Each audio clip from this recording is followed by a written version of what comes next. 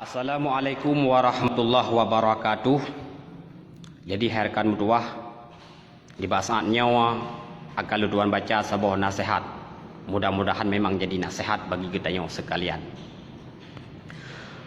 Keunglah keung secapli awe, hana mu sampai ngecapli sira. Berhat picareng gutanyo jahe, tentai han sabe dengan ulama.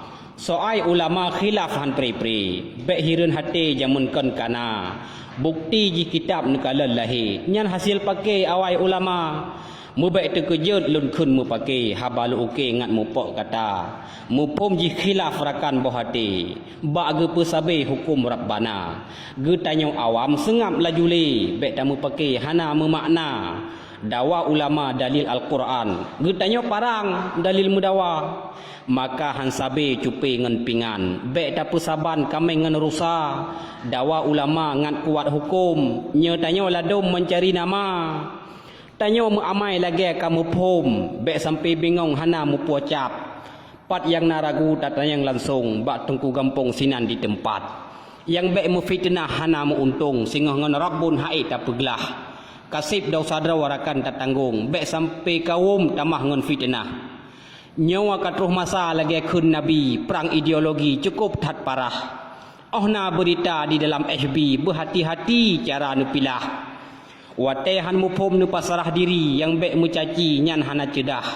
Tiap-tiap masalah jihna solusi, pasti na ahli yang tukang pelah. Baik sampai senang awak Yahudi, tanyo ditaki ngat pecah belah.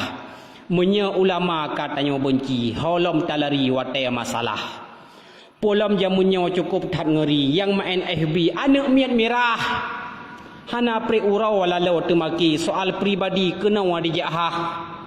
Tanya yang kalen god diam diri, baik tak peduli gop yang masalah. Ramai tat urang ateuhnan santri, temena aba FB, ya Masya Allah. Kasih ke ahna habalun rawi, kerakan FB ne dinga bupah. Mepat nasalah, lun baik ni caci, maklumlah subki tengah kuliah. Ya, bana.